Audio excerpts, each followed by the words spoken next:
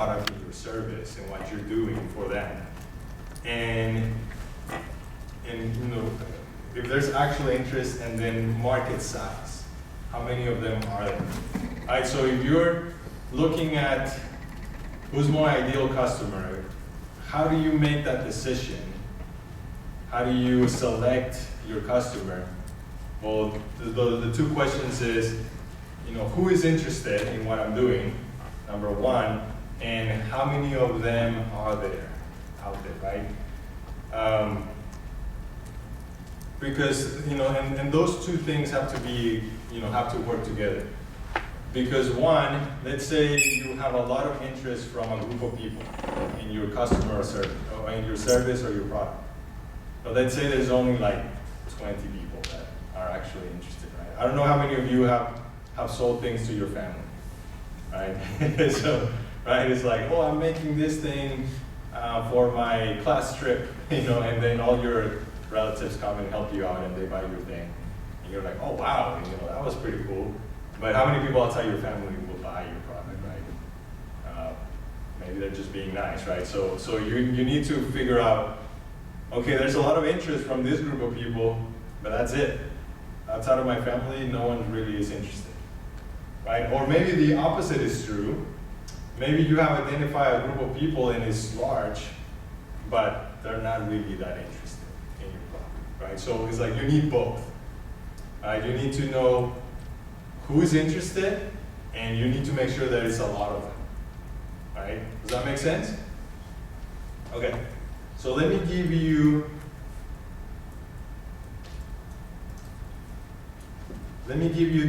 three definitions really quick, and then we'll dive into the worksheet. TAM, SAM, and SOM. Why do I give you this? This is used extensively, you know, in startup circles, and a lot of people are going to possibly ask you this. And this is also a very good way to show, you know, your market size. So TAM, total addressable market, which is the total market for your product, right? And this can be like millions of people, or billions of people, or millions of dollars, or billions of dollars, right? So that's the TAM, total addressable market. I have some. Thank you, Terry.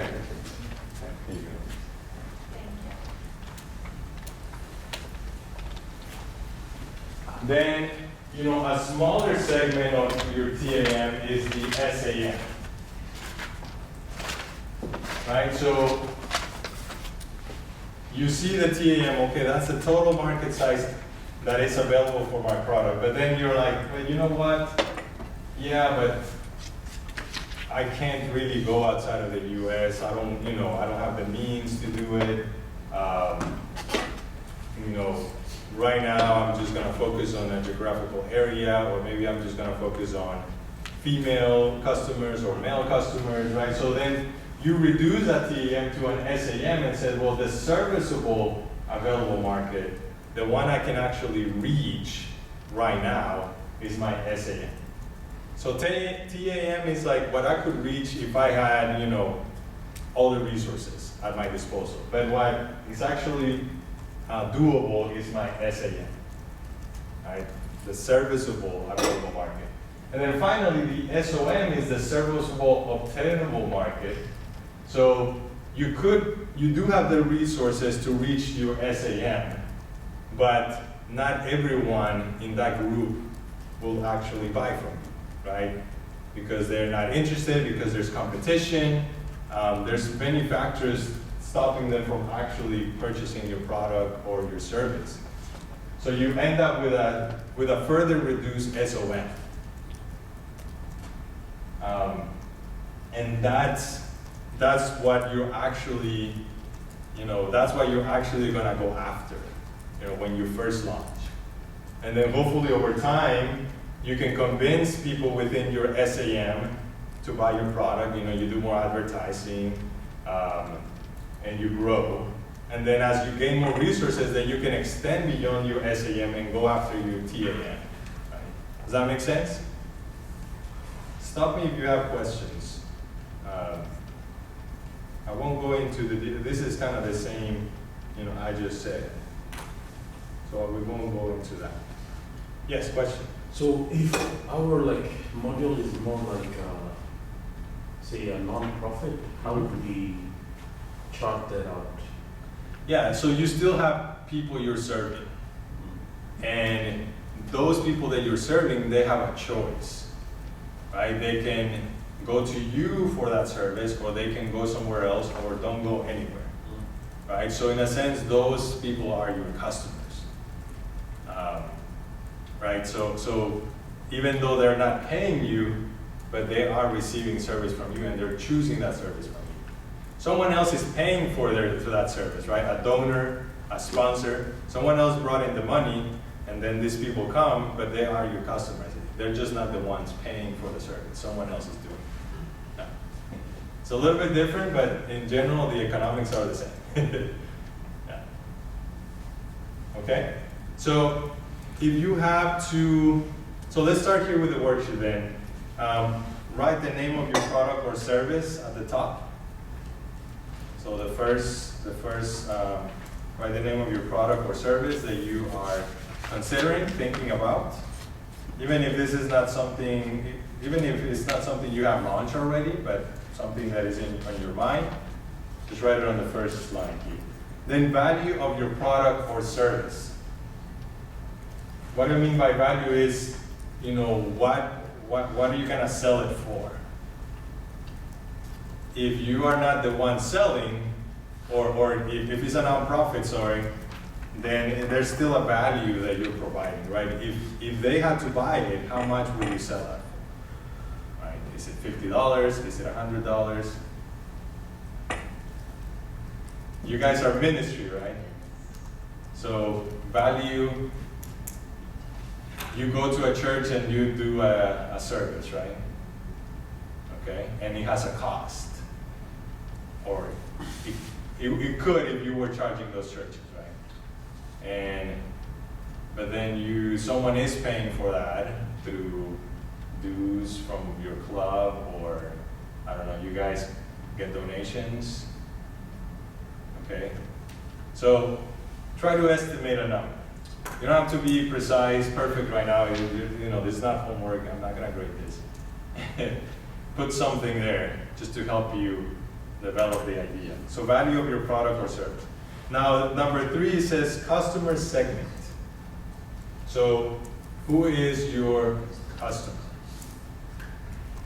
Is it people in PNG, right? A certain group of people?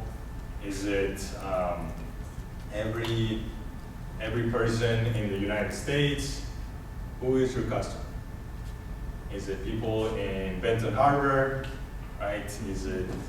Who is your customer? So put that on number 3, customer segment.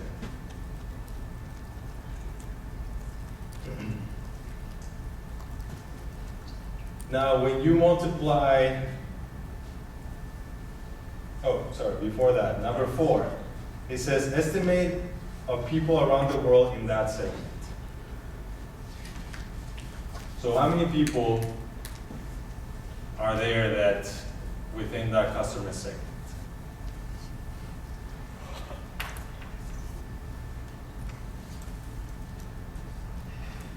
So if your customer segment was every female in the world, well, that's billions of people. If your customer segment was everyone in the United States, then that's like 200 million, right? If it's everyone in Benton Harbor, then I don't know, what's the population of Benton Harbor? 10,000. 10,000? Maybe. Yeah. Maybe. Yeah. So, Yeah. right. So you can put a number there. Estimate of people. I said around the world, but it doesn't have to be around the world. I'm thinking of a product that can go anywhere, but you guys already have a more defined customer segment. Okay, so that is number 4. Any questions from 1 through 4? Are we clear 1 through 4? Are we still struggling a little? We good? Okay. I don't see anyone raising their hand. All right, number 5. number of customers multiply by annual value per customer. So you multiplied essentially number 2 by times what you have on number 4. So if your value was $100, oh, actually, let me give you an example. Let's say this is my product idea. I mean, it's not real, just for the sake of conversation. I'm doing a shoe for runners, for running, right? So, number of runners, 1 million. The cost of my shoe, $100. I multiply those two, 10 billion. $10 billion, right? So that's the TAM. That's like the most I could make. The most amount of money I could make, right? 10 billion, TAM. Okay? So, do you guys do this? Multiply number 2 by number 4.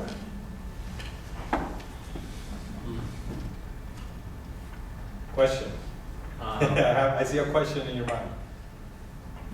I don't know the value of my product in the sense that I can't really put because I'm thinking more of research and stuff. Research. So value would be dependent on who's willing to fund the research more so. Okay. But the customers would be anyone who wants to utilize that research for them. So, but then you're gonna sell that research or access to that data to people, right? not really. Not really. Okay. I think the thing that social media has changed is that if you put a price tag, everyone's used to getting free information, so it's more about the quality of the presentation and Okay. the truthfulness of it, rather than, because if you start putting a tag, no one's gonna pay for it. So Okay. how would I? Yeah, I don't know the value of my product. I know it's invaluable, but So your value is gonna be social media content? Is it gonna be like presentations? Is it data? yeah. Okay. People pay millions for research data, depending on who your end user is. So I wouldn't discount potential purchasers for that data, depending on what it is. Yeah, like business reports, for example. I mean, you have to pay for those, and they can be pretty expensive, like a business report. And if yours is grounded on actual research, and it's even more valuable, right? You go there, you collect research, you collect data, and then you're gonna share it with someone else. Mm-hmm. And either someone is sponsoring you to do it, Or the direct. or the person receiving it is the one paying, right? But either way, like, there's a value to it. That's, for the sake of this exercise, let's just say it's $1,000. You know, and let's say you're gonna try to sell that to, or let's say government entities could be your customer. I don't know, churches, religious entities. I don't know who you have for your customer segment. Government, church, schools, etc. Okay. Okay. So TAM, which, or your customer could be maybe, let's just say 10,000 different entities. Right. So then that's like the most you could do, like your TAM, the total available market. So 10,000 entities times $1,000. Someone help me with the math. Hand over there, yeah. What if my product's value varies depending on how large of a size I am charging? Like let's say What's your product? it's a service. I mean, I can tell you the details, but at the end of the day, it's like, for example, I do the service for a university and a service for, let's say, a local business, but I'm charging different rates because of the size difference. Sure. So how should I put a number to that? Yeah, I mean, you can have different customer segments. right? One customer segment is local businesses, another could be universities, another could be, you know, whatever. And then you can have different packages for each, and say, for businesses, my package is $100, let's say, you know. And then for universities, my package is $500, right? So you can have different segments and calculate, you know, what's the most you could get if you were to, you know, have everyone be your customer. Yeah, so you can segment, you can have more than one customer segment, that's valid. But you want to focus on one primarily, and then have a secondary one, but you don't want to have too many, because then it just gets too confusing and like too complex. Yeah. Yeah, I'll say you could even, yeah, then if you had like two, then you could even, like, you know, just get the average of the both. And for the sake of this worksheet, you could get the average of the both of them for the sake of this worksheet. I was also going to say, like, as you're talking about the other things, I'm not sure what theirs is, but for ours is a nonprofit service type program we're doing. My thing is, like, if this was a for-profit, and I was offering the service, how much would someone pay to get the service? Right. So that's what I was saying. That's a good way to calculate. So yeah, so I get, Yeah. if I was gonna pay to go to a conference to learn these skills, you know, I would probably pay, Right. you know, yeah, however much, yeah, so. Yeah, exactly. Yeah. Someone's paying for it. They'll get paid for it, whether it's a grant or people, or even if it's a grant, but even if someone paying to go to a conference themselves, paying to go to it, then yeah, Yeah, yeah. very good. Okay. Hopefully that's a little bit clearer for some of you. Okay.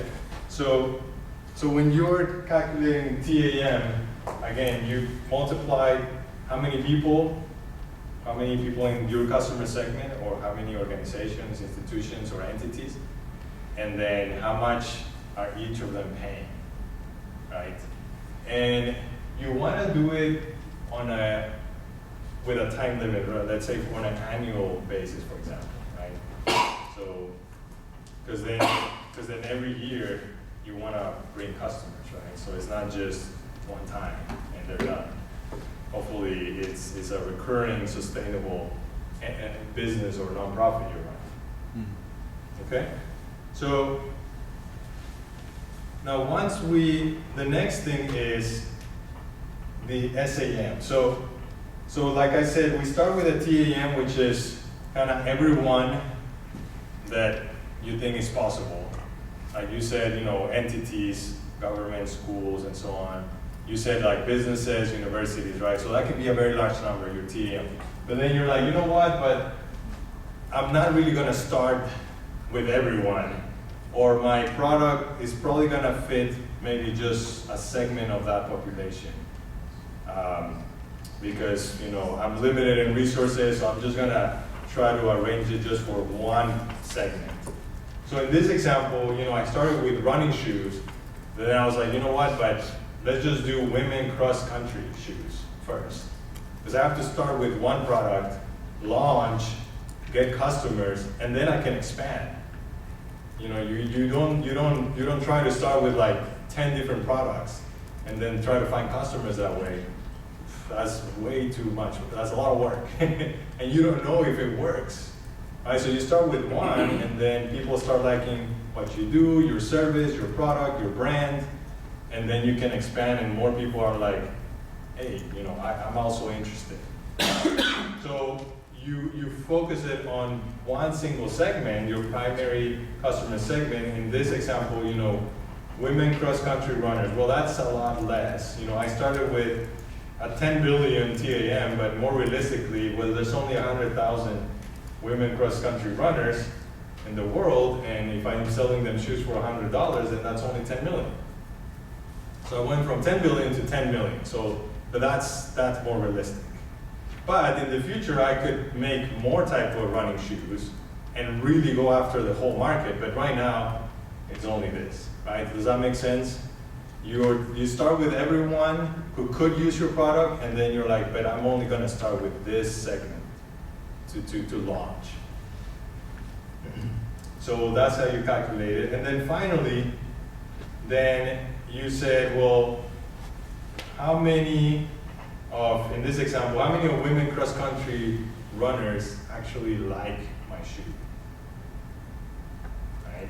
Because I said, well, there's 100,000 of them, but if I go ask them, how many of them actually like my shoe? You have to identify demand.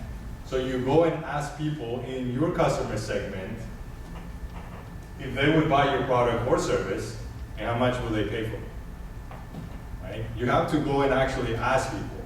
There's no other way to figure this out. I mean, we start with some numbers to give us an idea, but then at some point you have to zero in and go ask them and say, you know, how many of you are out there?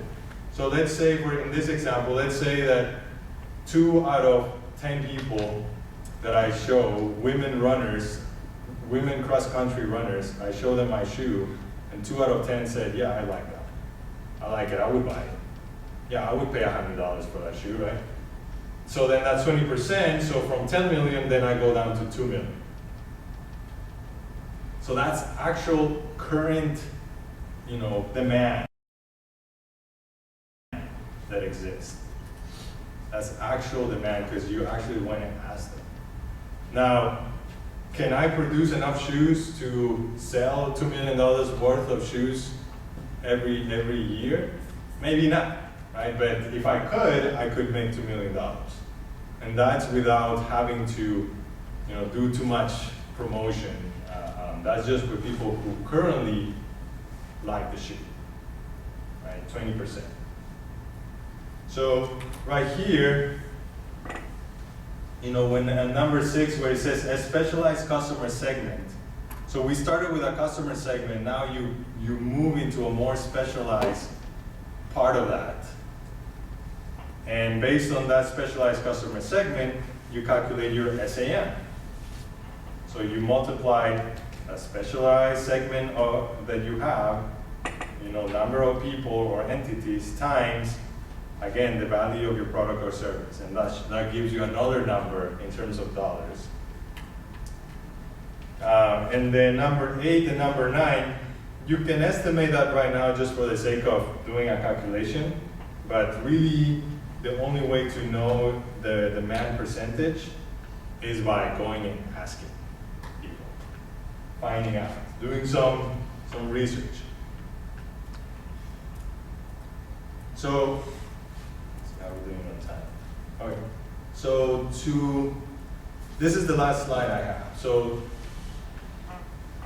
this is how you should think about this, you know, as you prepare your business, your nonprofit, as you prepare for the pitch competition. This is the way you should start with. You should think about customer discovery.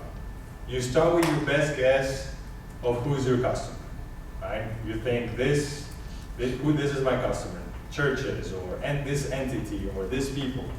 You start with your best guess. Then you go and ask them, will you be willing to buy my product or service? Or maybe they don't have to pay, but still they have to say yes to receive your service. Right? Do you need this?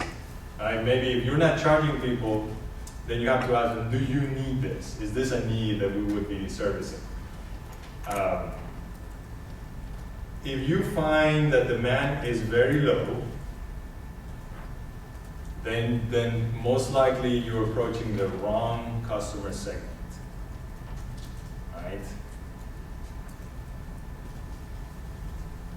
If demand is really low, like, you know, barely anyone says yes, then you probably have you're asking the wrong people. So you either change the customer segment or you change your product or service. You know, you can also ask them like, hey, I thought you would like this. Why don't you like it?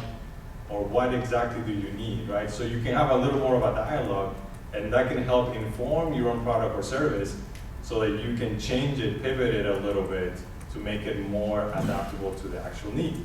Right? So you have this dialogue, and then you keep doing that until you find that there's enough demand for you to actually go into doing that service, that product. You try to think of demand in terms of profitability, right? Let's say you are a nonprofit or a ministry and you're thinking about, is there enough demand? Well, who is sponsoring that ministry or nonprofit? They need to know that there's a lot of demand for the service you're providing. If your sponsor or your donor looks at you and say, well, no one is coming, no one is attending, no one seems to need this, then they're gonna lose interest, and they're gonna say, well, you know what, we can't sponsor you, we can't donate to you anymore because no one seems to be needing the service that we're helping support, right? So there's still that aspect of demand that needs to be there for you to continue doing. But if you talk to people and it seems like the demand is good, then you try to take it to the next phase. You try to make people commit. So this is how you build your customer base. You start building your customer base. First, just asking them. Then if you see some good numbers, then you go back to the people that say yes, that were interested, and then you try to get some sort of commitment from them. Commitment can look many different ways. It can be that they're gonna follow you on social media. It can be that they're gonna subscribe to your newsletter or to your email list. It can be that maybe they're pre-purchasing your product or your service ahead of time, right? They give you a small amount of money to pre-purchase. But if you think that that's too difficult because maybe your product or service is not ready and people are not really willing to put money on it yet, then you just ask them to follow me on social media, subscribe to this email list, to this newsletter, so that we can let you know once our product or service is ready. Then you'll be the first one to know once it's ready, right? Building a customer base is huge. Is really important. If you don't have a customer base, you'll launch your product or service, and who's gonna know, right? Who's gonna know about it? And yeah. So that's pretty much it in terms of the topic of today. We have a few minutes for questions. Okay, so let me go back to the slide I showed you here first. So who's your ideal customer? We talked about that. It has to be a group large enough for you to build on, and there has to be enough interest from that group. What's the total market size? Again, you can go online, you can research those numbers, you can say, well, this is how many people are in my customer segment, right? And then you can, dial it down to, actual demand if you're able to find do that research. And how do you plan to attract customers? I show you one method. There's many methods. One method that I show you is, you go talk to people. If there's interest, then you ask them to commit to something, right? Social media, subscribe, pre-purchase, pre-sales, any other method that you can keep them. You can captivate that audience and then keep going back to them over and over, right? So those are the three things that we usually ask for marketing strategy for the pitch competition, and it's probably a good start even if you're not participating in the pitch competition to understand those aspects. Okay, so we have about 10 minutes for questions.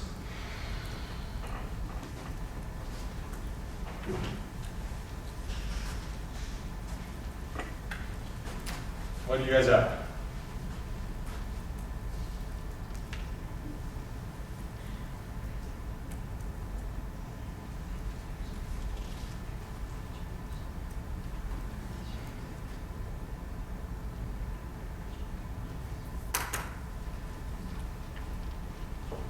So we can pitch say the first phase of our entire development of our organization per se. Yeah. Development of the product rather than the finished product. Right. Yes. Yes. So you're pitching an idea. So for our pitch competition, what you are pitching to the judges is a business plan. Okay? It's a business plan. So, you know, you have an idea, you identify a problem, and then you have a solution, right? Whatever that solution is. But then there has to be a business plan associated with that solution, right? A business plan means what's your marketing strategy, you know, how you gonna be sustainable, where are you gonna get money from to actually do this, and continue it. I mean, who's in your team, all those things. So all those things form part of the business plan. And you know, that's what you show to the judges, and they'll grade you based on that. Yeah. So it doesn't have to be like, this is already my finished product, you know, give me funds to go sell it. You can just be like, well, this is the idea of a product or a service, and this is the whole plan around that idea, how I intend to actually launch it and make it work.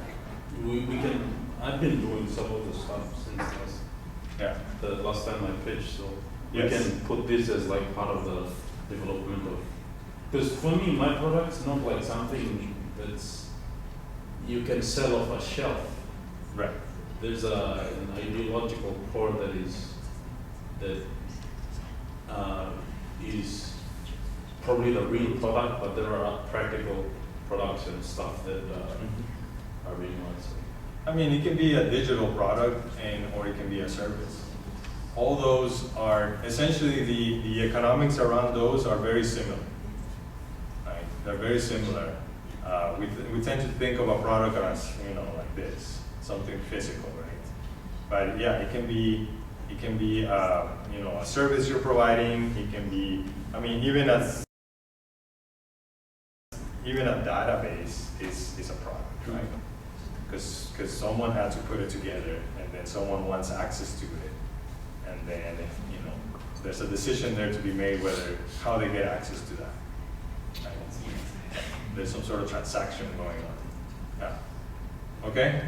Questions? Yes. I'll say real quick, so you mentioned about the attracting other customers. So as far as like social media, other things that you know will be out there for attracting attracting customers, is that Yeah. social media is the main thing? Is there other ideas that? Sure. Yeah, there's you can look into the Chamber Okay. of Commerce, Chambers of Commerce. They have Right. newsletters, and usually you can pay an ad to go on their newsletter.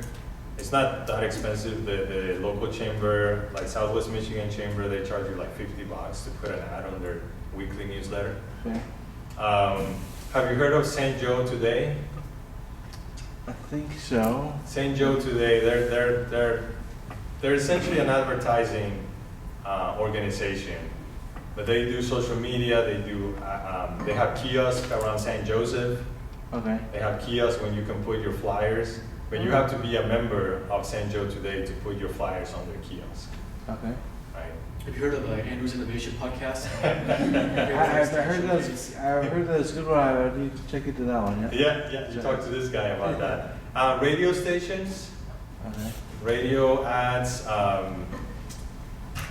mean, there's a lot of like newspapers. If you think your audience reads newspapers, Okay.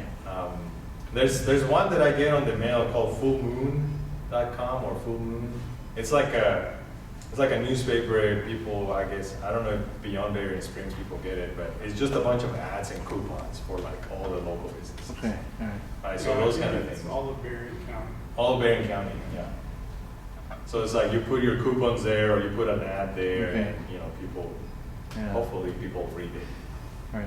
Yeah. And I guess I've seen, you mentioned that, I've seen somewhere, I think there was a phone number for it, but like you could, even your receipt for Apple Valley, there's all those things oftentimes added, and I saw one time there's a phone number on there to call that you want to advertise on the receipt for Yeah. things like that. That's true. One thing. Yeah, we have poster Yeah. boards, Apple Valley, Yeah, sure. Baguette de France, you Yeah. know, like a lot of stores, libraries, Yeah. they have those. Yeah. All right. Thanks. The other thing you should consider if you want to reach, for example, the local newspapers, you do a press release, Okay. and then you send that press release out to to all the local newspapers and organizations.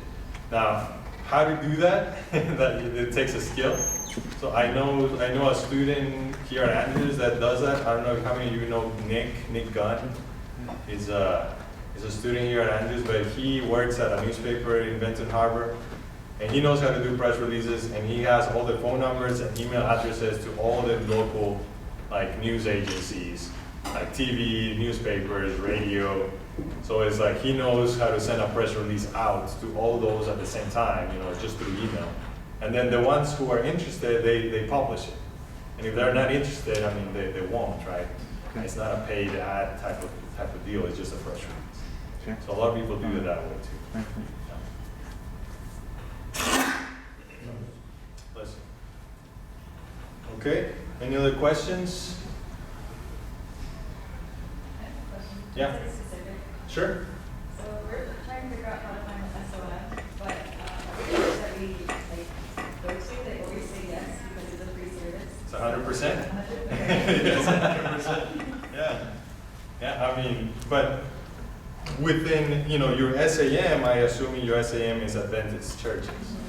Right, so because of the religion. If your SAM was Christian churches, then not everyone will probably say yes, right? But your SAM is already specific enough, and you understand your customer segment well enough that everyone says yes. So your SOM is 100%.